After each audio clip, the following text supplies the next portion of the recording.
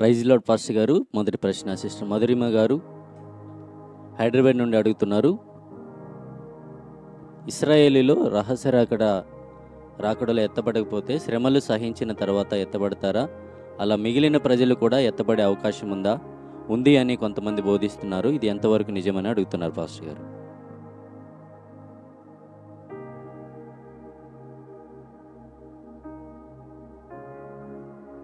First ప్రపంచవ్యాప్తంగా ఒక రహస్య రాకడ జరగబోతుంది. రహస్య రాకడ అనేటువంటిది ఏంటి? దేవుని ప్రజలు కొనుక్కోబడే సమయం. ఎప్పుడైనా కొనుక్కోబడ్డారా? హానోకు ఎవరితో నడిచాడు? దేవునితో నడిచిన తర్వాత దేవుడు అతన్ని ఏం చేసాను? కొనిపోయాను. ఆదికాండం 5:22-23-24 జెనసిస్ చాప్టర్ 5, 22, 23, 24. హానోకు అనే వ్యక్తి దేవునితో నడిచిన తర్వాత గాడ్ టుక్ హిమ్, దేవుడు ఆయన్ని తీసుకెళ్ళిపోయాడు. అలాగే ఏలియా దేవునితో నడిచిన తర్వాత 2 Kings chapter 2 verse 14 and 15 God took him, తీసుకెళ్ళిపోయాడు. అలాగనే ఇప్పుడు దేవునితో నడుస్తున్న విశ్వాసులు, విశ్వాసం కలిగిన వారందరూ, దేవుని మీద భయభక్తి కలిగిన వారు, దేవుని మార్గంలో జీవిస్తున్న వారు, ఆయన రాకడ కొరకు ఎదురు చూస్తున్న వారందరూ కూడా క్రీస్తునందు మృతులైన వారు ముందు లేస్తారు. తర్వాత మనం అందరం కలిసి ఎవరిని ఎదుర్కోవడానికి వెళ్ళిపోతాం? ప్రభును కలుసుకోవడానికి వెళ్తున్నాం. అప్పుడు ప్రభు భూమి మీదకి వస్తాడంటే రాడు. రెండవ రాకడలో వస్తాడు. ఒలివల కొండ మీద ఆయన కాలు మోపుతాడు. ఓకే, అది ఇజ్రాయెల్ను రక్షించడానికి వచ్చేటప్పుడు. అప్పుడు పరిస్థితి ఎలా ఉంటుంది? ప్రపంచం అంతటా, ప్రపంచ దేశాలన్నీ కూడా ఇజ్రాయెల్ మీద యుద్ధం చేయడానికి వచ్చేస్తాయి. దానికి ముందు అంటే సంఘం ఎత్తబడిన తర్వాత 7 సంవత్సరాల కాలం, ఫస్ట్ 3.5 years, సెకండ్ 3.5 years అని డివైడ్ అయింది. ఎత్తబడిన వారు వెళ్ళిపోతారు, ప్రభుత్వం ఉంటారు అక్కడ. మరి ఇజ్రాయేలు ప్రభుని నమ్మలేదు. వారు నమ్మడానికి, వాళ్ళకి ప్రకటించడానికి ఏలియా, మోషే లాంటి ప్రవక్తలు రావాలి. కానీ ఫస్ట్ 3.5 years వాళ్ళు డిసీవ్ చేయబడతారు, చీట్ చేయబడతారు. యాంటీక్రైస్ట్ అనే క్రీస్తు విరోధి వాళ్ళని భ్రమపరుస్తాడు, ప్రపంచాన్ని భ్రమపరుస్తాడు. అన్ని మతాలకు నాయకుడు నేనే అంటాడు, బైబిల్ వద్దంటాడు, అన్ని గ్రంథాలను పక్కన పెట్టేయమంటాడు. అన్ని మత గ్రంథాలు పక్కన పెడతారు. ప్రపంచం అంతా వన్ వరల్డ్ రిలీజన్ ఉంటుంది, ఒకే మతం ఉంటుంది. వన్ వరల్డ్ కరెన్సీ, ఒకే విధమైన డబ్బు ఉంటుంది. ఇంకా డాలర్స్ అని, రూపీస్ అని ఇవేమి ఉండవు. ఒకే కరెన్సీ ప్రపంచవ్యాప్తంగా. వన్ వరల్డ్ లీడర్ ప్రపంచం అంతటా. ఇప్పుడు రకరకాల లీడర్స్, రకరకాల వాదులు ఉన్నాయి, కానీ ప్రపంచం అంతటా కూడా ఒక నాయకుడే పరిపాలన చేస్తాడు. అతనే యాంటీక్రైస్ట్, క్రీస్తు విరోధి. ఇతను కొన్ని మాయలు చేస్తాడు, కొన్ని అద్భుతాలు చేసి చూపిస్తాడు, భ్రమపరుస్తాడు, మిస్ప్రైజ్ చేస్తాడు. అతనికి ఆ పవర్స్ ఇవ్వబడతాయి. ఈ మే డూ సంథింగ్ ఎల్స్. పీపుల్ దాన్ని నమ్ముతారు, కానీ లాస్ట్కి మోసపోతారు. 3.5 సంవత్సరాల తర్వాత నూతనంగా కట్టబోయే మందిరంలో అతను పందిని బలిస్తాడు. ఎక్కడ? యెరూషలేములో. అప్పుడు యూదుల కళ్ళు తెరవబడతాయి. పందిని బలి ఇవ్వకూడదు యెరూషలేములో. అప్పుడు వాళ్ళంతా కూడా వీడు మోసగాడని చెప్పి అరుస్తారు. అరిచినప్పుడు యాంటీక్రైస్ట్ ఒక రూల్ తీసుకొస్తాడు. నేనే నాయకుడిని, ఈ 666 ముద్ర మీరందరూ వేయించుకోవాలి అన్నప్పుడు యూదులు ఎదురు తిరుగుతారు. వాళ్ళని బలపరచడానికి ఏలియా, మోషే ఇద్దరు అద్భుతాలు, ఆశ్చర్యాలు చేస్తారు. అంటే చాలామంది హానోక్ అంటారు, కానీ ఎందుకంటే హానోక్ టైంలో ఇజ్రాయేల్ లేరు. అప్పుడు అబ్రహాము పిలువబడలేదు. హానోక్కి అబ్రహాంకు సంబంధం లేదు. హానోక్ ఎత్తబడింది ముందు కాలంలో. తర్వాత కాలంలో 12వ అధ్యాయంలో అబ్రహాం పిలువబడ్డాడు. అబ్రహాం, ఇస్సాకు, యాకోబుల దేవుడు అన్నాడు. ఇజ్రాయిల్ అందరికీ బాగా తెలిసిన వ్యక్తి ఎవరు? మోషే. ప్రవచన రీతిగా వాళ్ళు అంగీకరించింది, ప్రవక్తలుగా అంగీకరిస్తుంది మోషే ప్రవక్తని, ఏలియా ప్రవక్తని వాళ్ళు ఇప్పటికీ ప్రేమిస్తారు. వాళ్ళు వచ్చి మాట్లాడితే వాళ్ళు నమ్ముతారు యూదులు. ఆ సమయంలో వారు నమ్మగా వారు ప్రభు అయిన యేసుని నమ్మి ప్రార్థన చేస్తూ, మనం ఎలా అయితే ప్రభుని ఆరాధిస్తామో అలా ప్రపంచవ్యాప్తంగా అందరూ ఏం చేస్తారు? చెప్పాలి గట్టిగా, ఆరాధిస్తారు. ఆ ఆరాధన జరుగుతుండగా ప్రపంచవ్యాప్తంగా, that is the time Antichrist వాళ్ళని హింసించడం ప్రారంభిస్తాడు. ఇజ్రాయేలీలు ఎవరైతే ఈ ముద్ర వేయించుకోరో వాళ్ళందరినీ హింసిస్తాడు. వాళ్ళు ప్రభుని నమ్ముతారు కాబట్టి ప్రభు కొరకు ప్రాణాలనే పెడతారు. వాళ్ళకి అయ్యే లక్ష్యం కాదు. ప్రభు కొరకు ఏం పెడతారు? ప్రాణాలు పెడతారు. They will die for Jesus. They will not stand for their life, they will give they life for God. అప్పుడు పరిశుద్ధుల ఓర్పు ఇందులో కనబడుతుంది అన్నాడు. పరిశుద్ధుల ఓర్పు, వాళ్ళు పరిశుద్ధులు అవుతారు. అప్పుడు ప్రభు రక్తంలో కడగబడతారు. యేసే మా మెస్సయ్య అంటారు. సో వాళ్ళు దేవుని బిడ్డలైనప్పుడుగా దేవుని బిడ్డలు పరిశుద్ధులయ్యారు. వాళ్ళు ఇంతవరకు యేసు ప్రభు కొరకు శిష్యులు తప్ప మిగిలిన వారు ఎవరు ప్రాణాలు పెట్టలే. మాకు అసలు యేసే మాకు దేవుడు కాదంటూ వచ్చారు. ఇప్పుడు వాళ్ళు నమ్మిన తర్వాత ప్రభు కొరకు ప్రాణాలు పెట్టే అవకాశం వాళ్ళకి ఇవ్వబడుతుంది. వాళ్ళ లెక్క సంపూర్ణం అవ్వాలి. మనకు అది నుండి సంఘం స్టార్టింగ్ నుండి ఇప్పుడు దాకా ఏం పడుతున్నారు? హింసలు పడుతూనే ఉన్నాయి. మరి మార్టియర్స్ అనేక మంది క్రీస్తుని నిద్రించారు. మరి అనేకులు హతసాక్షులయ్యారు. ప్రపంచవ్యాప్తంగా దేవుని బిడ్డలు ఎన్ని వ్యతిరేకతలు ఉన్నా సంఘం ఇంకా ప్రభు కొరకు ప్రకాశిస్తూనే ఉంది. గట్టిగా దేవునికి స్తోత్రం చెప్పగలరా? హల్లెలూయా. అప్పుడు ఇజ్రాయిల్ ఎత్తబడతారు కదా. వాళ్ళతో మిగిలిపోయిన వాళ్ళు ఇక్కడ ఉన్న వాళ్ళు ఎత్తబడతారంటే ఎత్తబడడానికి నమ్మడానికి ఆధారం కల్పించే పరిశుద్ధాత్ముడు ఉండడు ఇక్కడ. ఇప్పుడు మీరు నమ్మారంటే ఏ ఆత్మ సాయంతో ప్రార్థన చేస్తున్నారంటే ఏ ఆత్మ సాయం? పరిశుద్ధాత్ముడు తన మిషన్ కంప్లీట్ చేసుకుని వెళ్ళిపోతున్నాడు. సంఘం ఎత్తబడగానే ఆయన మిషన్ కంప్లీట్ అయిపోద్ది. ఇక్కడ ఇజ్రాయిల్లో స్టార్ట్ చేస్తాడు. ఓకే, వాళ్ళు తిరస్కరించడం వల్ల మనందరికీ రక్షణ కలిగేలా దేవుడు చేశాడు. ఆయన వర్క్ ముగించుకుని వెళ్ళిపోయిన తర్వాత ఒక వ్యక్తి యేసు ప్రభు అని పిలవాలంటే పరిశుద్ధాత్మ సాయం కావాలి. పాపాలు ఒప్పుకోవాలంటే ఎవరి సాయం కావాలి? ఆయనే ఉండినప్పుడు వీడికి సాయం ఎక్కడ ఉంటుంది? తెలిసిన నాలెడ్జ్ ఉన్నా లీడ్ చేసేవాడు ఉన్నాడు. మనలో చాలామందికి ఆలోచన ఉండొచ్చు, కానీ దాని లీడ్ చేసి ఫోర్స్ అనేది మనలో ఉండదు, మిగిలిన వాళ్ళు ఉండదు. కాబట్టి వాళ్ళు ఎత్తబడే అవకాశం లేదు. కనుక నేడే రక్షణ దినం.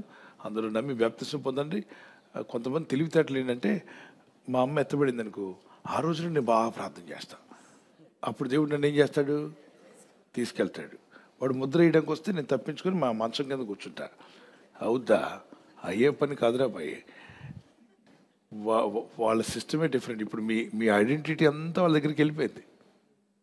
మనకున్నటువంటి మన కంట్లో ఐరిస్, మన వేలు ముద్రలు, ఇవన్నీ అనేక రూపాల్లో డేటా అంతా చేరిపోయింది.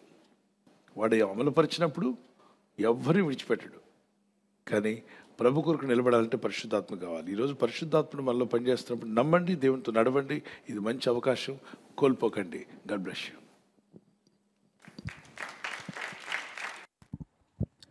Thank you pastor garu. తర్వాత ప్రశ్న, ప్రసన్న గారి ఫ్యామిలీ కాకినాడ నుండి ప్రశ్న అడుగుతున్నారు. అనారోగ్య సమస్యలతో జ్వరంతో ఉన్నప్పుడు ఉపవాసం ఉండవచ్చని ప్రశ్న అడుగుతున్నారండి.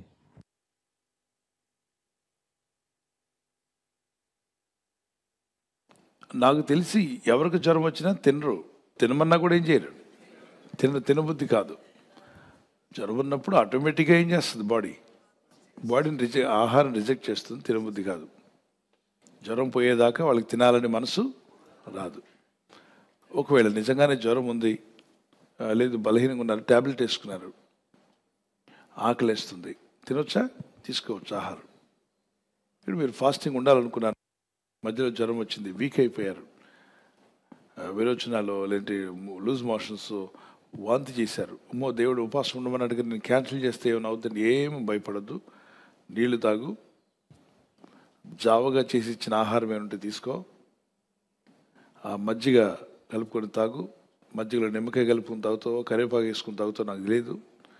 నువ్వు ముందు కోలుకొని స్టేబుల్ అయిన తర్వాత మళ్ళీ ఫాస్టింగ్ ప్రే చేయొచ్చు. ఎవరి పరిస్థితులైనా అటువంటి బలహీనత కానీ నీరసంగానే వచ్చి చేయలేని పరిస్థితిలో ఆయన చంపడానికి యేసుప్రభువారు 26 చేతులు వేసుకొని వస్తాడు మీ దగ్గరికి. ఒక్కొక్క చేతికి అంటే ఒకవైపున 26, ఇటుపక్క 26 చేతులు పట్టుకొని, సోలాన్ని పట్టుకొని, ఈటలు పట్టుకొని వస్తాడా? నీ ప్రభు అలాంటి వాడేనా? నీ ప్రభు ఎవరు? కనికరం గలవాడు, దయగలవాడు, ప్రేమ గలవాడు అని చెప్పి మనం నిర్లక్ష్యం చేసి దేవునికి ఇచ్చిన మాటలన్నీ మనం ఫెయిల్ చేయడానికి కాదు. దేవునికి ఇచ్చిన మాట నిలబెట్టుకోండి. కొన్ని పరిస్థితుల్లో వారు ఫెయిల్ అయితే దేవుడు వారిని శిక్షించి అలా చేస్తాను, ఇలా చేస్తాను, శాపగ్రస్తులు చేస్తాను. ఆ దేవుడు కాదు మన దేవుడు సేవించే దేవుడు, మన తండ్రి. ఆయన మనల్ని అర్థం చేసుకుంటాడు. మీ బిడ్డ ఏదో చెప్పాడు, చేయలేకపోతే మీరు కొట్టేస్తారా? ఇంట్లోని బయటికి నెట్టేస్తారా? గట్టిగా చెప్పండి. నాన్న ఈ పరీక్షలో బాగా సాధిస్తారని మార్కులు తెచ్చుకుంటాడు. తెచ్చుకోలేకపోతే ఏం చేస్తారు? రావద్దు పోరా అని చెప్పి డోర్ వేస్తారా? ఏం చేస్తారు? నాన్న మళ్ళీ రాయి, నెక్స్ట్ టైం రాయి అని ధైర్యపరుస్తావు కదా. ఒకళ్ళు వీసా కోసం వెళ్ళాడు, వీసా రాకపోతే నువ్వు ఇంకే రావద్దురా అంటావా? తీసుకుంటావు, మళ్ళా ప్రయత్నం చేయమంటావు. అలాగే ఒకసారి ఆయన ఫెయిల్ అయితే మళ్ళీ తిరిగి ఏం చేయమంటున్నాడు దేవుడు? ప్రయత్నం చేయమన్నాడు, ఫలిస్తావు. అని చెప్పి అందరూ దాన్ని సాకుగా తీసుకొని నేను క్యాన్సిల్ చేసుకుంటాను అట్లొద్దు. నిలబడండి, దాని ఫలితం ఉంటుంది. ఆమేన్. ఒకవేళ ఎవరు నిలబడలేకపోతే అపరాధ భావంతో ఉండొద్దు. దేవుడు నన్ను శిక్షిస్తాడేమో, దేవుని కోపం వచ్చేసిందేమో, దేవుడు నన్ను శపిస్తాడు అనుకోవద్దు. ఆయన ప్రేమగల దేవుడు, ఆయన దగ్గర అడుగు, ఆయన కరుణ, ఆయన కంపాషన్ నేను బాగు చేయను గాక. God bless you. Thank you pastor గారు. అదస్తా గారి ఫ్యామిలీ విజయవాడ నుంచి అడుగుతున్నారు, మా చర్చిలో కొంతమంది ఆన్లైన్ ప్రార్థనలో పాల్గొనడం వల్ల ప్రయోజనం లేదని చెప్పారు. పాస్టర్ మేము వారికి ఏ విధంగా సమాధానం చెప్పాలని ప్రశ్న అడుగుతున్నారండి.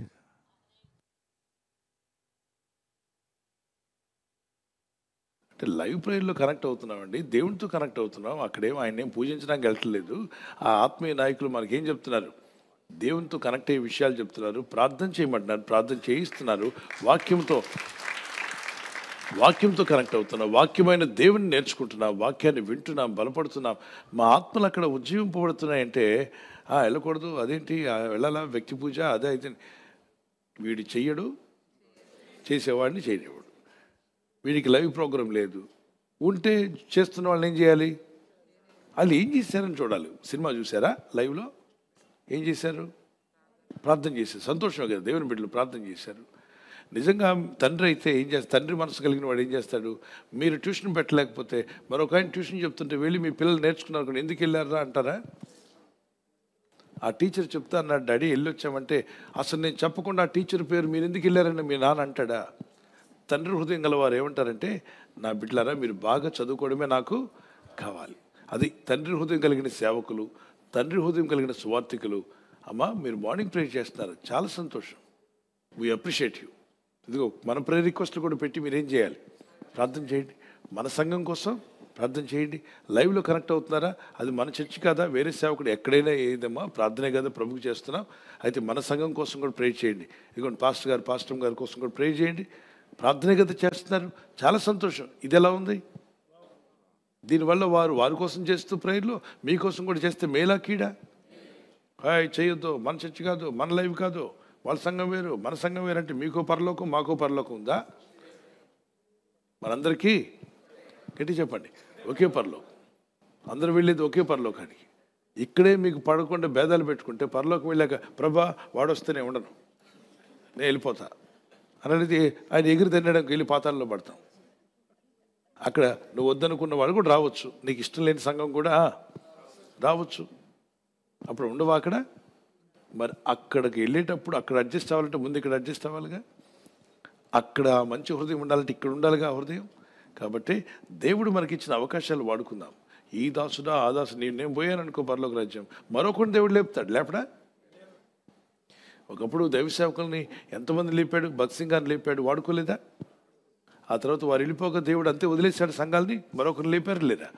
ఆయా సమయాలలో ఎవరిని, ఏలియా టైంలో ఏలియాని వాడుకున్నాడు, ఏలియా వెళ్ళిపోతుండగా ఎలీషాని లేపాడు, ఎలీషా వెళ్ళిపోతుండగా మరొక ప్రవక్తను లేపాడు, మోషే టైంలో మోషేని వాడుకున్నాడు.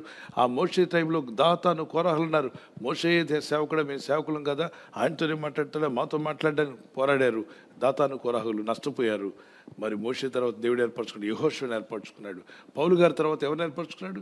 తిమోతి, ఫిలోమోన్, ఎపఫ్రత, మరి ఒనేసిము, అనేక మంది దేవుడు లేవనెత్తలేదా? కనుక దేవుడు ఎప్పుడు తన పని ఆపలేదు అనండి గట్టిగా. మనమే అనుకుంటూ ఉంటాం, ఇప్పుడు భక్త్ సింగ్ గారు ఉంటే బాగుండు అనుకున్న వాళ్ళు చేయొద్దండి.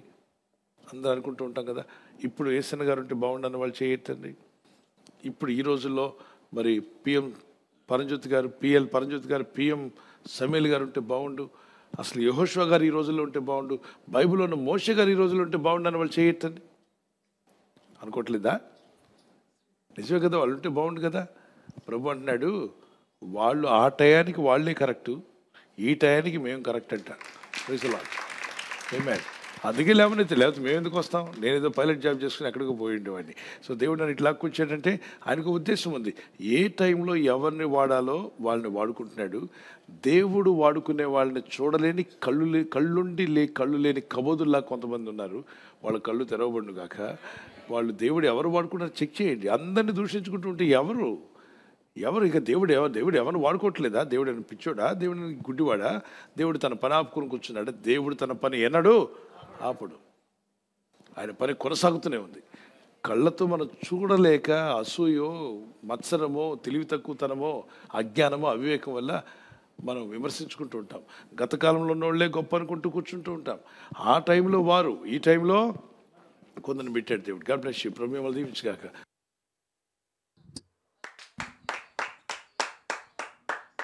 థ్యాంక్ యూ పాస్టర్ గారు.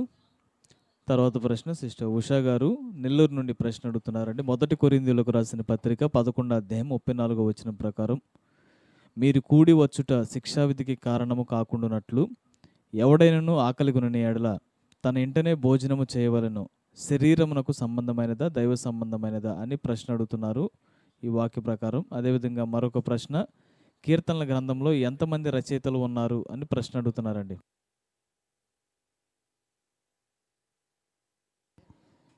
సహోదరి 2 ప్రశ్నలు అడుగుతున్నారండి. ప్రభు బల్ల గురించి మాట్లాడుతున్నారమ్మా. అది ప్రభు బల్ల గురించి మాట్లాడుతున్నారు. బల్ల తీసుకునే విషయం గురించి మాట్లాడుతున్నారు. ఇప్పుడు భోజనాలకు వస్తారు, చర్చిలకు వస్తారు చాలామంది. పూర్తిగా మారిన వాళ్ళు ఉంటారు, సగం మారిన వాళ్ళు కూడా ఉంటారు, అప్పుడప్పుడే మారుతున్న వాళ్ళు కూడా ఉంటారు. వాళ్ళతో పాటు వాళ్ళ తమ్ముడు అన్న ఎవరో వచ్చి ఉంటారు. అతను తాగుబోతాయి ఉండొచ్చు, తిరిగిపోతాయి ఉండొచ్చు.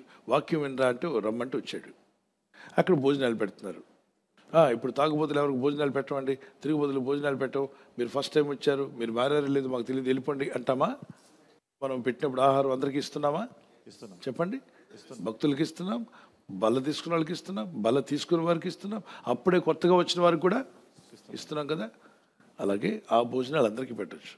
ప్రభు బల్ల ఇచ్చేటప్పుడు మారు మనసు పొందకుండా లోకానుసారంగా తిరుగుతూ అది ప్రభు శరీరమని వివేచించకుండా తను పరీక్షించుకోకుండా ఉన్న వాళ్ళకి ఇవ్వద్దు. మీరు ఆగండి కొద్ది రోజులు, మీరు దేవుళ్ళు ఎదగండి, తర్వాత తీసుకోమని చెప్పచ్చు.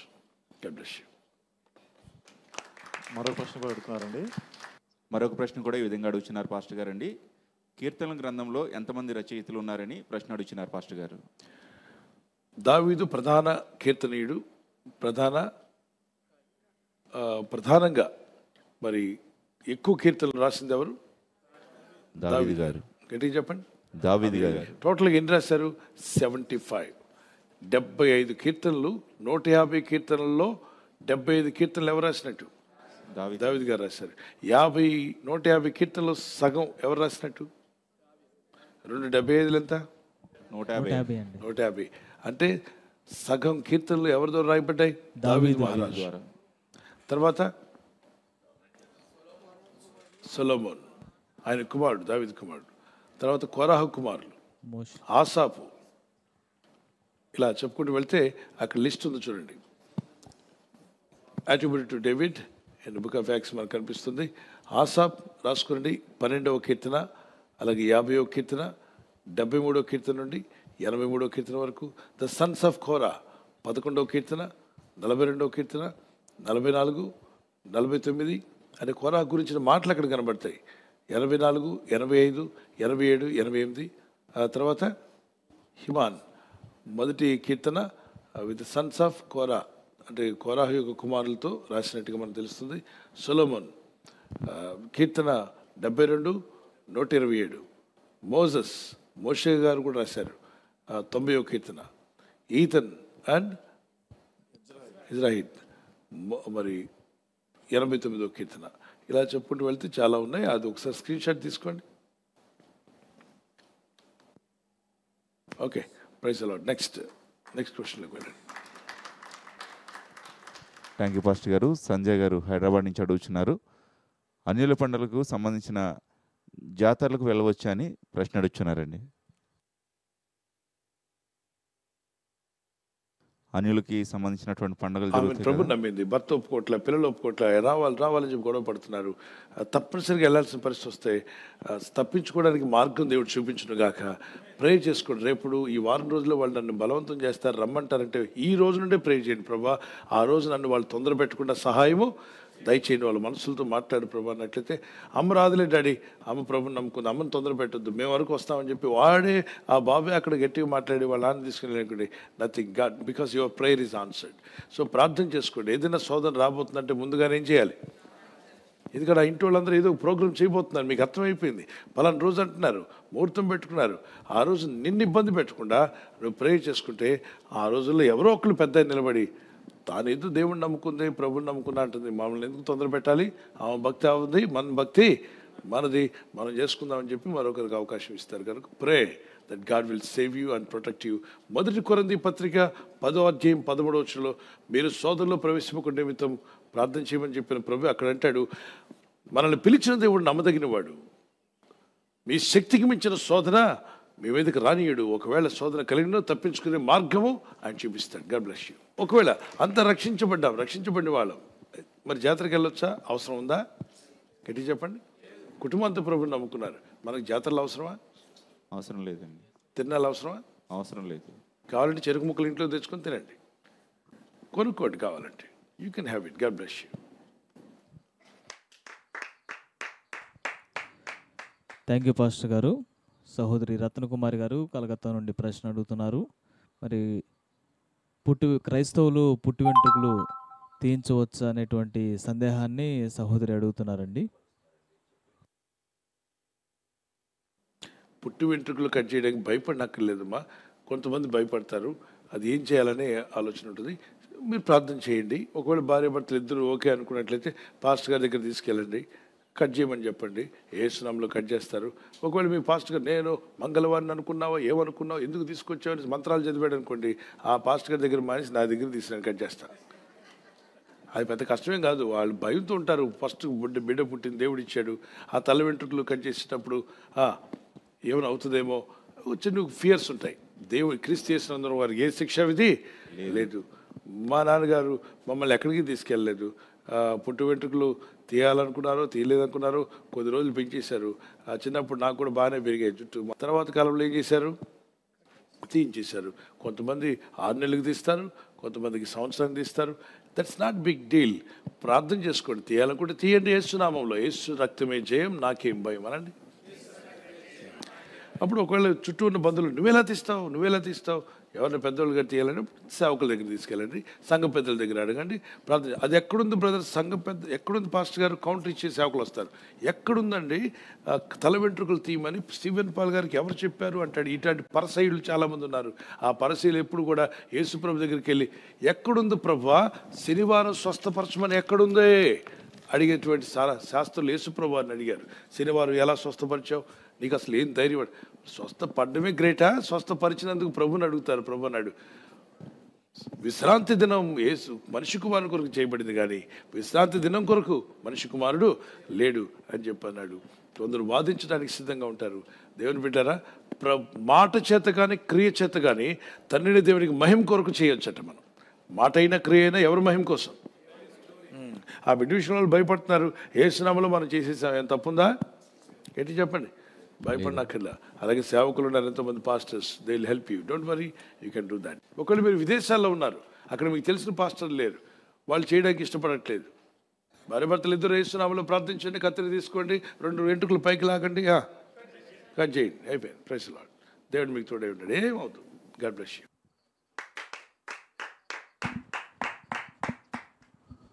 థ్యాంక్ యూ పాస్టర్ గారు. ఈ సమయంలో మరొక ప్రశ్న సిస్టర్ ప్రేమ గారు బాపట్ల నుంచి ఈ విధంగా ప్రశ్న అడుగుతున్నారండి. భాషలతో మాట్లాడేవాడు తనకే క్షేమాభివృద్ధి చేసుకొనుచున్నాడు అని ఉంది కదా, మరి మన చుట్టూ ఉన్న సమస్యలను జయించుటకు ఈ క్షేమాభివృద్ధి ఉపయోగపడుతుందా? ఇది ఆత్మీయ క్షేమాభివృద్ధేనా, భౌతికపరమైన క్షేమాభివృద్ధి అని సహోదరి ప్రశ్న అడుగుతున్నారండి. నా ఆత్మీయ అభివృద్ధి కోసం ప్రార్థన చేయండి అని అనడం ఎంతమంది విన్నారు? చేయొచ్చండి. మా స్పిరిచువల్ గ్రోత్ కోసం ప్రే చేయమని. ఓకే, తప్పలేదు, అడగవచ్చు.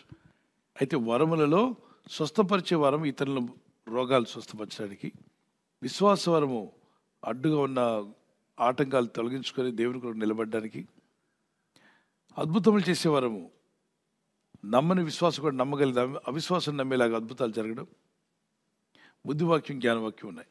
మరి భాషావరం వల్ల ఏంటి ప్రయోజనం అంటే 1 కొరింథీ 14:2 ఆ 1 కొరింథీ 14:4 భాషలతో మాట్లాడేవాడు తనకే క్షేమాభివృద్ధి కలుగు చేసుకున్నాడు. ఇప్పుడు ఎంతమంది క్షేమ అభివృద్ధి కావాలి? చూపించండి. క్షేమ అభివృద్ధి, క్షేమంగా ఉండాలి, అభివృద్ధి. దీనికి ఉపయోగపడే వరం ఏది? మీరు 1 కొరింథీ 14:4 చదవండి. భాషతో మాట్లాడువాడు తనకే క్షేమాభివృద్ధి కలుగు చేసుకును గాని ప్రవచించువాడు సంగమునకు క్షేమాభివృద్ధి కలుగు చేయును. ఎవరికి క్షేమాభివృద్ధి ముఖ్యం? సంఘానికా మనకా? సంఘానికి. అది ప్రవచన వరం. మరి మీకు క్షమాభివృద్ధి వద్దా? కావాలి. మళ్ళీ ఇప్పుడు కావాలన్నారు. ఇందాకే వద్దన్నారుగా. ఇప్పుడు అవును, నీవు క్షమాభివృద్ధి కావాలి కదా నీకు. ఎస్. వ్యక్తిగత క్షమాభివృద్ధి భాష వరంలో ఉందట. కాబట్టి పరిశుద్ధాత్మ పొందుకున్న వారు అన్ని భాషలు మాట్లాడండి. ఎంతసేపు మాట్లాడండి. ఎందుకంటే అపోజిట్ పౌలు అన్నాడు, I speak more than you all in gift of tongues అన్నాడు. భాషలతో నేను మీ అందరికంటే ఎక్కువ సమయం మాట్లాడుతున్నాను అన్నాడు. ఎవరు? అపోస్తలుడైన పౌలు గారు. 1 కొరింథీ 14:18. నేను మీ అందరికంటే ఎక్కువగా భాషలతో మాట్లాడుచున్నాను, అందుకు దేవుని స్తుతించెదను. మీరంతా రిపీట్ చేయండి. నేను మీ అందరికంటే ఎక్కువగా భాషలతో మాట్లాడుచున్నాను, అందుకు దేవుని స్తుతించెదను. సో కొరింథీ సంఘం చాలా మంది భాషలతో మాట్లాడేవారు. వాళ్ళందరికీ మించి మాట్లాడుతుంది ఎవరు? పౌలు గారు. పౌలు గారి ద్వారా ఏమైనా సేవ జరిగిందంటారా? చెప్పండి. జరిగింది. ఆశ్చర్యాలు జరిగాయా? జరిగాయి. అద్భుతాలు జరిగాయా? జరిగాయి. దేయాలు వెళ్ళిపోయాయా? వెళ్ళిపోయాయి. సంఘాలు స్థాపించబడ్డాయా? ఏంటి ఆయనలో ఉన్న రహస్యం అంటే ఆయనే ఒప్పుకున్నాడు. కొరింథీ సంఘమా, I speak more than you all in tongues. భాషలో మాట్లాడతాను, దేవునితో మాట్లాడుకుంటాను, దేవునిలో గడుపుతాను.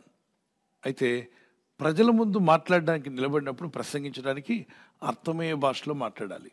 ఇప్పుడు నేను ఈ మాలాష కరందరాబాబుని గట్టిగా మాట్లాడి ప్రసంగం చేశాను అనుకోండి, మీకు అర్థం అవుద్దా? కాబట్టి సంఘములో అంటే వీళ్ళు చాలామంది సంఘములో అంటే సంఘంలో అసలు మాట్లాడకూడదు అనుకుంటారు. అంటే అయోమయాలు ఎక్కువైపోయారు. అవసరం లేనివని బాగా అర్థం అవుతాయి, అవసరమైన మాత్రం అర్థం కావు. సంఘములో అంటే సంఘము వినడానికి వచ్చిన సంఘానికి నిలబడి నేను భాషలతో మాట్లాడకుండా మీకు అర్థమయ్యే భాషలో మాట్లాడాలి. మీరు తెలుగువారైతే నేను మలయాళంలో మాట్లాడకుండా మీకు అర్థం అవుతుందా? కాదు. ദൈവത്തെ സ്തുതിക്കാം. Praise the Lord. വചനം വായിച്ച് നമ്മളെല്ലാവരും ഇപ്പോൾ ദൈവത്തെ സ്തുതിക്കാൻ പോവാണ്. നിങ്ങളെല്ലാം മുട്ടുകുത്തി പ്രാർത്ഥിക്കുക, പാപങ്ങൾ ഏറ്റുപറ. మనసులాయో ఏం రాలా. నేను 10,000 మాట్లాడినా మీకేమీ అర్థం కాదు. కాబట్టి మనంతా దేవుని సన్నిధికి వచ్చాం, పాపాలు ఒప్పుకుందాం, మోకరించి ప్రార్థన చేద్దాం, దేవుని సన్నిధిలో గడుపుదాం. ఇది అర్థమైందా? This is simple. అంటే అర్థమయ్యే భాషలో 4 మాటలు మాట్లాడినా అక్కడ కమ్యూనికేషన్ జరగాలి. అది 10,000 మాటలు భాషల్లో మాట్లాడినా నా ఎదుటివాడు క్షమాభివృద్ధి పొందాలంటే చూడండి, ఆయనను సంఘములో భాషతో 10,000 మాటలు పలుకుట కంటే ఇతరులకు బోధ కలుగునట్లు నా మనసుతో 5 మాటలు పలుకుట మేలు. అంటే అర్థం ఏంటి? భాషలతో మాట్లాడొద్దని దాని అర్థం కాదు. ఈ అయోమయాలకి 19వ వచనం పట్టుకుంటే 18 వదిలేస్తాడు, 18 పట్టుకుంటే తినేటప్పుడు మాత్రం అన్ని కూరలు కావాలి వీడికి. ఆ కూర కావాలి, ఈ కూర కావాలి, రసం కావాలి, సాంబార్ ఉందని కూడా అడుగుతాడు. తినేటప్పుడు అన్నీ కావాలి, చదివేటప్పుడు మాత్రం కావాల్సింది ఒకటే పట్టుకుంటాడు. దాని తర్వాత ఏమో భాషలు అవిశ్వాసులకే అని ఉంది కదండి అంటాడు. ఎక్కడ అవిశ్వాసులు భాషలో మాట్లాడడం చూసారా? అక్కడ సూచన అని ఉంటుంది. అవిశ్వాసులకి సూచన సూచకమై ఉన్నది అన్నాడు. దాన్ని వదిలేస్తారు. అంత ఎడిటింగ్ ఎక్కువైపోయింది ఈ మధ్య. చెప్పండి, ఏంటి ఎక్కువైంది? ఒక్కో సంఘం ఒక్కో వాక్యాన్ని ఎడిటింగ్ చేసుకొని వాళ్ళ కష్టమైన రీతిలో వాళ్ళు అప్లై చేసుకుంటున్నారు. ఇది మన సిద్ధాంతం కాబట్టి మనకు భాషలు అక్కర్లా. ఏమన్నాడు 19వ వచనంలో? 10,000 మాటలు మాట్లాడటం కంటే 4 మాటలు మాట్లాడే శ్రేష్టం కాబట్టి అయితే భాషలు అవసరం లేదు. 18వ వచనం ఎందుకు మానేస్తా? 18 చదువు. నేను అందరికంటే ఎక్కువ మాట్లాడుతున్నా అన్నాడు. అంటే అపోస్తలుడైన పౌలు ఎక్కువ సేవ చేశాడు, తక్కువ సేవ చేశాడా? అంటే ఆయన ఆత్మలో క్షమాభివృద్ధి కలిగి ఉన్నాడా? దానికి సీక్రెట్ ఏంటి? ఎక్కువగా మాట్లాడుతున్నాడు. ఎందులో? భాషలలో. So that gift, God gift is always enables you. దేవుడు ఎప్పుడు పనికిరాని గిఫ్ట్ తయారు చేయడు. మనుషుడు చేసిన పెన్నే సంతకాలు చేయొచ్చు, చెక్ రాయొచ్చు, విషయాలు రాయొచ్చు, కథలు రాయొచ్చు, మీ సాక్ష్యం రాయొచ్చు. అవునా? ఒక్క పెన్తో ఎన్నో రాయొచ్చు కదా. ఇది ఎవరు కనిపెట్టారు? మనుషుడు కనిపెట్టిన పెన్నుకే ఇంత ఉపయోగాలు ఉంటాయి. దేవుడు కనిపెట్టిన వరానికి ఉపయోగం లేదా? అద్భుతమైనవి దేవుడి వరాలు. పనికి మాలిన వరాలు, అవసరం లేనివి, పాడైపోయే వరాలు చేస్తాడా? చెయ్యడు. ఆయన రాకడ టైంలో 3 నిలిచిపోతాయి.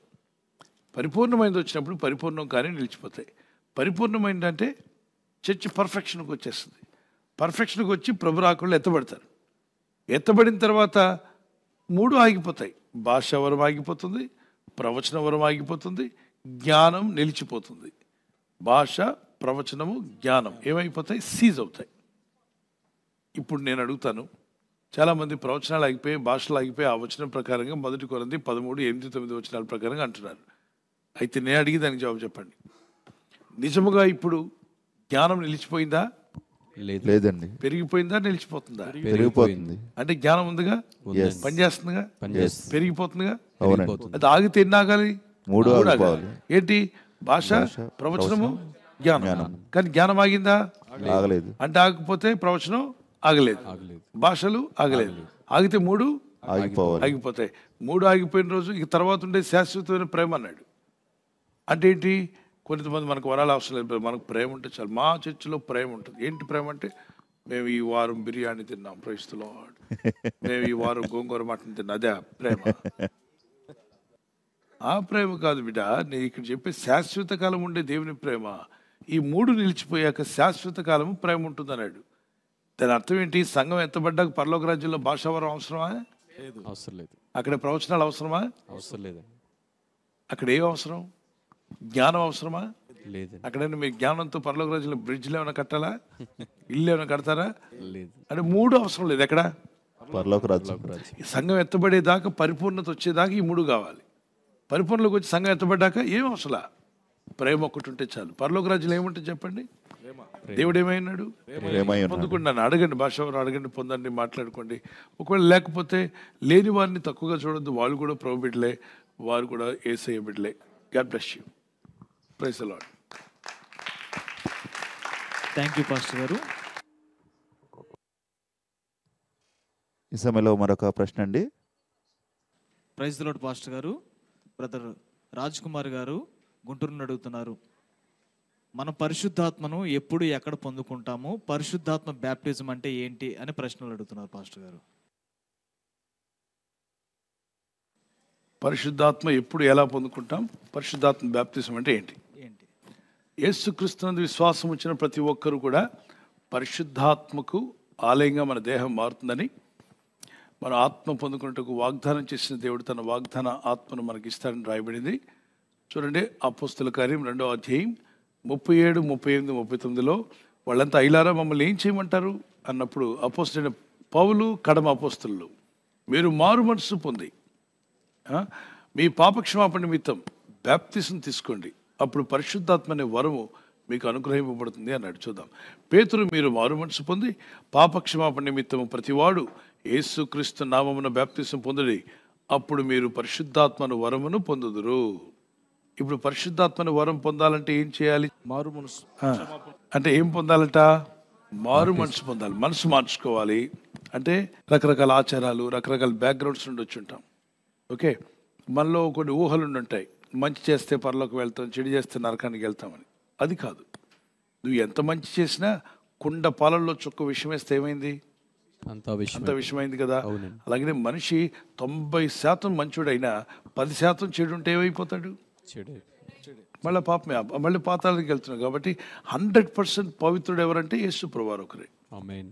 ఆ ప్రభు చిందించిన రక్తమందు విశ్వసించి ప్రార్థించి నీ ఆచారాలు, నీకున్నటువంటి కట్టుబాట్లు, నీకున్నటువంటి ఆలోచనలు, కర్మఫలం, జన్మపాపం, కర్మపాపం, ఈ యొక్క ఐడియాలజీ నుండి నువ్వు బయటికి రావాలి.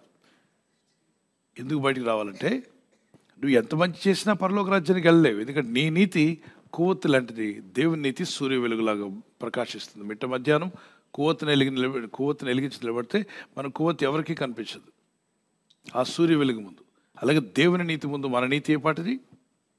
కనుక మారు మనసు పొందాలి. ప్రభు రక్షకుడు నాకు కావాలి, యేసే నా రక్షకుడు. మారు మనసు పొందిన తర్వాత రెండవది పాపక్షమాపణ నిమిత్తం బ్యాప్తిసం తీసుకోమన్నాడు. అప్పుడు పరిశుద్ధాత్మ అనే వరము మీకు అనుగ్రహింపబడుతుంది. సో నమ్మిన వారందరిలో పరిశుద్ధాత్మ ఉందా? అసలు యేసు ప్రభుని ఒప్పుకోవడంలోనే పరిశుద్ధాత్మ సహాయం ఉంది. పరిశుద్ధాత్మ సహాయం లేకుండా యేసు ప్రభుని ఒప్పుకోరట. 1 కొరింథీ 12వ అధ్యాయం 3-4 వచనాల్లో మనం చదివినప్పుడు, 1 కొరింథీ చాప్టర్ 12, దేవుని ఆత్మ వల్ల మాట్లాడేవాడు ఎవడను యేసు శాపగ్రస్తుడని చెప్పడనియు, పరిశుద్ధాత్మ వలన తప్ప ఎవడను యేసు ప్రభు అని చెప్పలేడనియు నేను మీతో తెలియజేయుచున్నాను. దేవుని బిడ్డలారా, మీకు తెలియజేస్తున్నాడు ఏమనంటే, 4వ లైన్ చదవండి గట్టిగా. పరిశుద్ధాత్మ వలన తప్ప ఎవడను యేసు ప్రభు అని చెప్పలేదు. ఇప్పుడు ఎంతమంది యేసు నా ప్రభు అని ఒప్పుకుంటున్నారు, ప్రార్థన చేస్తారు? చేయి చూపించండి. Yes. Hallelujah. Praise the Lord. మీరు ప్రభువుని ఒప్పుకొని ప్రార్థన చేస్తారా? ఎస్ అంటే ఎవరి సహాయం వల్ల చేస్తున్నారు? పరిశుద్ధాత్మ వలన. అక్కడ ఏముంది? 4వ లైన్ పరిశుద్ధాత్మ పరిశుద్ధాత్మ వలన వలన తప్ప తప్ప ఎవడనో యేసు ప్రభు అని చెప్పలేడని. చెప్పలేడని నేను మీతో చెప్పుచున్నాను. అంటే మనం యేసు ప్రభు అని చెప్పి ప్రార్థన చేయాలంటే ఎవరి సహాయం కావాలి? పరిశుద్ధాత్మ సహాయం కావాలి. మరి భాషలతో మాట్లాడడం అది వరం, పరిశుద్ధాత్మ వరం. వరం వేరు, ఆత్మ సన్నిధి కలిగి ఉండడం వేరు. ఓకే, ఒక ఇంట్లో 10 మంది పిల్లలు ఉన్నారనుకోండి, 5గురు గిఫ్టెడ్ ఉంటారు, 5గురు నాట్ గిఫ్టెడ్. అంటే ఉదాహరణకు 5గురిలో పెద్దోడు మంచి డ్రాయింగ్ వేయగలడు, రెండోవాడు పాట పాడగలడు, మూడోవాడు చక్కని ఆటలాడగలడు, 4గోవాడు ఇంకేదో తలంపు ఉంది, మంచి తలంతులు ఉన్నాయి, 5వాడు మంచి వంటలు చేయగలడు. 5గురు గిఫ్టెడ్. 5 వేళ్ళు చూపించండి. తండ్రికి ఎంతమంది పిల్లలు? 10 మంది. 5గురికి ఏమున్నాయి? గిఫ్ట్లు ఉన్నాయి, తలాంతులు. 5గురు డమ్మీ అనండి గట్టిగా. 5గురు డమ్మీ. ఈ 5గురు డమ్మీ అయితే ఈ 5గురు గిఫ్ట్లు ఉన్నాయి. మొత్తం ఆ తండ్రికి ఎంతమంది పిల్లలు? 10 మంది పిల్లలు. 10 మందిలో గిఫ్టెడ్ ఎంతమందికి? 5. గిఫ్ట్ లేని వాళ్ళు ఎంతమంది? 5. మరి గిఫ్ట్ లేని వాళ్ళకి కూడా తండ్రి ఆయనేనా వేరే తండ్రి? ఆయనే తండ్రి. గిఫ్ట్ ఉన్న వాళ్ళకి తండ్రి ఆయనే, గిఫ్ట్ లేని వారికి తండ్రి ఆయన. ఇప్పుడు పరిశుద్ధాత్మ వరాలను అపేక్షించమన్నాడు, అడిగి పొందుకోమన్నాడు. కానీ వరం లేనివాడు దేవుని బిడ్డ కాదు అని చెప్పలా. వరము లేనివాడు నా వాడు కాడని ఎక్కడ చెప్పలా. వరముల్లో ఒకటి భాషావరము, బుద్ధివాక్యము, జ్ఞానవాక్యము, విశ్వాసవరము, అద్భుతములు చేసేవరము, స్వస్థపరిచే వరము, వివేచన వరము, తర్వాత మరి భాషలతో మాట్లాడేవారు, భాషలకు అర్థం చెప్పేవారు. ఇన్ని వరాలు ఉన్నాయి. 9 వరాలు. అడగండి పొందుకుంటారు, దేవుడు మీకు ఇస్తాడని చెప్పాడు. వరము లేనప్పుడు కూడా నీలో ఆత్మ ఉంది. ఎలా? నువ్వు ప్రార్థన చేయగలుగుతున్నావా? బైబిల్ నమ్మగలుగుతున్నావా? విశ్వసిస్తున్నావా ఇది దేవుని వాక్యమని? ఆ నమ్మకం నీకు కలిగిందా? ప్రార్థన చేయగలిగింది నీ దేవుడు ఉన్నాడని నువ్వు నమ్ముతున్నావా? ఆ నమ్మకం నీకు కలిగిందా? యేసు ప్రభువులో మరణించి పునరుద్ధరణి తిరిగి లేచని నమ్ముతున్నావా? ఆ సత్యంలో నమ్మిన తర్వాత నీలో మార్పు కలిగిందా? అయితే పరిశుద్ధాత్మ క్రియ నీలో జరుగుతుంది. Praise the Lord. అయితే నింపుదల కోసం ప్రే చేయండి. దాన్ని నింపు ప్రభు అని. దానికే నువ్వు కష్టపడినక్కర్లా. లూకా 11:5 నుండి 13 వరకు మీరు మీ పరలోకపు తండ్రిని పరిశుద్ధాత్మను అడిగినట్లయితే ఎంతో నిశ్చయంగా మీకు దయచేస్తాడు. గలతీ పత్రిక 3వ అధ్యాయం 6, 7, 8 వచనాల్లో మీరు ఎలా పొందుకున్నారు పరిశుద్ధాత్మను? క్రియల మూలంగానా, విశ్వాసం మూలంగానా? విశ్వాసం మూలంగా మీరు పరిశుద్ధాత్మను పొందుకున్నారంటే విశ్వసించి ప్రార్థిస్తున్నప్పుడు ఎలా రక్షించబడ్డావో అలాగే విశ్వాసంతో ప్రార్థిస్తుండగా ఆత్మచేత కూడా నింపబడతావు. ఓకే, విశ్వాసంతో అడగండి. దాని కొరకు కొండెక్కి చేయనక్కర్లేదు, ఎక్కడికో పరిగెత్తనక్కర్లేదు. అడుగుడి మీకు ఇవ్వబడుతుంది. మరి మొట్టమొదటిగా అపోస్తులు పరిశుద్ధాత్మ పొందడానికి ఏం చేశారు? దేవుని వాగ్దానం పట్టుకున్నారు. లూకాసు 24:49 నుండి 53 వరకు ఎడతెగక స్తోత్రాలు చెప్పారు. అపోస్తులు 1:14-15లో ఏక మనస్కులై 120 మంది మేడగది మీద దేవుని ప్రార్థిస్తూ ఉండగా బలమైన గాలి వంటి పరిశుద్ధాత్మ ధ్వని వినిపించి వారి మీదకి వచ్చాడు. ఎన్ని రోజులు వాళ్ళు ప్రార్థన చేశారు? ఏంటి చెప్పండి?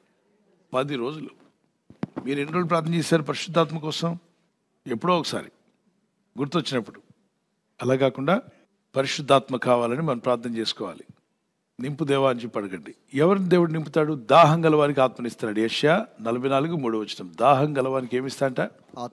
ఆత్మనిస్తాంట. యెషయా గ్రంథం 44:3. తర్వాత యోహాను సువార్త 7:37 నుండి యోహాను సువార్త 7:37, 38, 39లో దాహం గలవాడు నా ఎద్దుకు రావాలను, నా ఎద్దుకు వచ్చి వారికి కడుపులో నుండి జీవజల నదులు పొరలిపారును, ఆయన ఎందుకు విశ్వసించువారు పొందబోయే ఆత్మ గురించి ఆయన ఈ మాట చెప్పాడు అన్నాడు. యోహాను సువార్త 4:14 నుండి 24 వరకు నేను ఇచ్చిన నీళ్ళు తాగువాడు ఎన్నడూ తప్పికొనడు, ఆత్మను పొందుకోమన్నాడు. యేసు ప్రభువారు ఈ భూమి మీద ఉన్నప్పుడు ఆత్మ పూర్ణులై సేవ చేసినట్టు లూకా సువార్త 4:14, 4:17, 4:18 రాయబడింది. ప్రభు యొక్క ఆత్మ నా మీద ఉంది అన్నాడు. సో దేవుడు అభిషేకిస్తాడు, వాడుకుంటాడు. ఆత్మ పూర్ణులు అవ్వండి. మీరు ఆత్మ పొందుకోవడానికి ఏదో మీరేం కష్టపడక్కర్లా. రక్షణ పొందడానికి మీరు ఏమైనా కష్టపడ్డారా?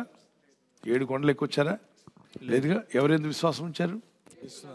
అప్పుడు ఏం కలిగింది? రక్షణ కలిగింది. అలాగే పరిశుద్ధాత్మ కూడా విశ్వసించి ప్రార్థిస్తూ స్తుతిస్తూ ఉండగా మీ నోరు బాగుగా తెరిచి స్తుతించండి, ఆయన నింపుతా అన్నాడు. 81 కీర్తన 10 ఓకే, స్తుతించండి, స్తోత్రాలు చెల్లించండి. అలాగే భాషా వరం కావాలంటే అడగండి. ప్రవచన వరం కావాలంటే అడగండి. ప్రవచన వరం కూడా 9 వరాల్లో ఒక వరం. So God will help you and use you. దీనికి కొంతమంది ప్రభుని నమ్మి చర్చికి వెళ్తూ ప్రార్థన చేస్తూ విశ్వాసాలు ఉన్నా కూడా బ్రదర్ మీరు పరిశుద్ధాత్మ పొందారా, మీరు పొందలేదు, పనికిరాదు బ్రదర్ మీ విశ్వాస జీవితం అంటారు. రాంగ్ అది. అలా ఎవరిని కూడా జడ్జి చేయొద్దు. అతను ప్రభుని నమ్మాడు, మారు మనసు పొందాడు, ప్రభుతో నడుస్తున్నాడు, చర్చికి వెళ్తున్నాడు. అయితే నీలో ఉన్న వరం అతనికి లేకపోవచ్చు. మరి అందరూ భాషలతో మాట్లాడుచున్నారా అని ఉంది ఒక దగ్గర. ఎక్కడ? 1 కొరింథీ 14వ అధ్యాయంలో.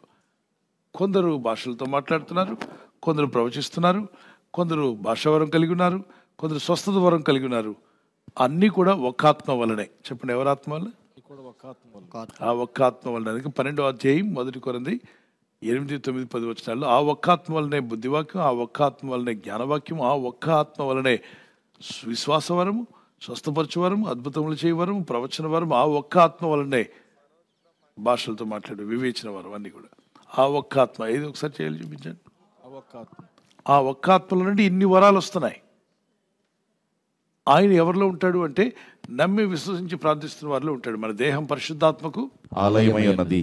1 కొరింథీ 3వ అధ్యాయం 16, 17 వచనాల్లో. God bless you.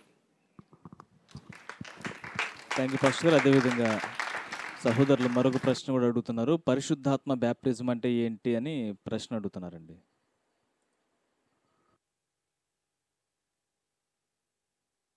బ్యాప్తిస్మము అంటే ఏంటి? పరిశుద్ధాత్మ బ్యాప్తిస్మం అంటే ఏంటి? నీటి బ్యాప్తిస్మం అండి.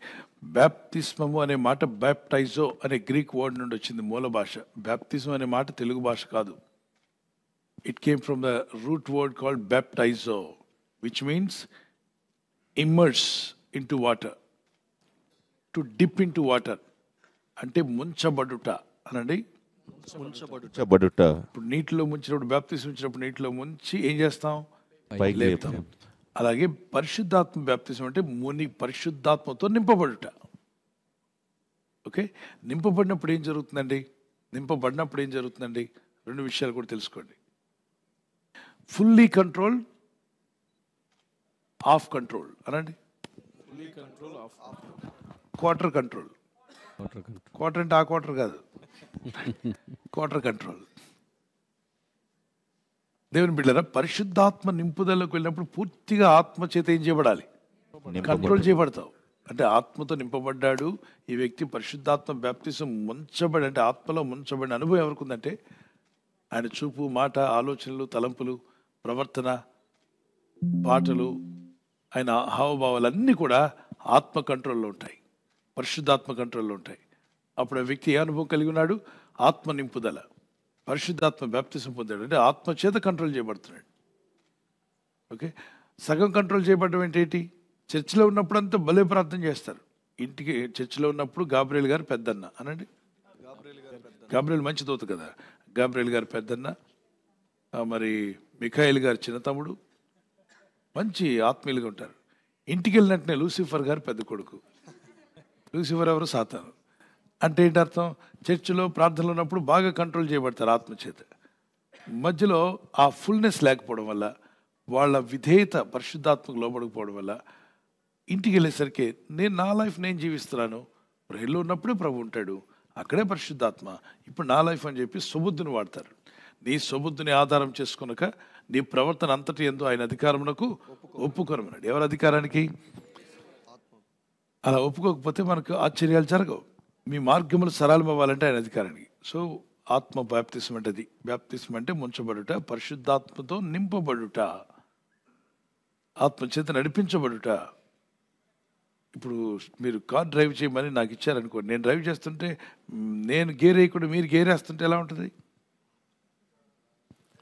స్టీరింగ్ నేను నడుపుతుంటే మీరు ఈ పక్క కొట్టుకుని మీరు కూడా స్టీరింగ్ కంట్రోల్ చేశారనుకోండి, ఏమవుతుంది? యాక్సిడెంట్. ఎవరో ఒకరి చేతికి. అయితే నువ్వు డ్రైవ్ చేయలేకపోతే ఎక్స్పీరియన్స్ డ్రైవర్. మనందరికీ ఎక్స్పీరియన్స్ డ్రైవర్ ఎవరు? పరిశుద్ధాత్మ. ఆయనకి మనం అప్పగించుకుంటే ఆయన మనల్ని నడిపిస్తాడు. ఎందరైతే దేవుని ఆత్మ చేత నడిపింపబడుతారో వారు దేవుని కుమారులై ఉంటారని రోమపత్రిక 8:14 కూడా ఉంటుంది. దేవుని ఆత్మ చేత ఎందరు నడిపింపబడుతారో వారందరూ దేవుని కుమారులై ఉందురు. As many as are led by the Spirit of God, they are the sons of God. మన మైండ్ కాకుండా మన ఆత్మ, దేవుని ఆత్మను నడిపిస్తే దేవుని కుమారత్వం పొందుతాం. God bless you.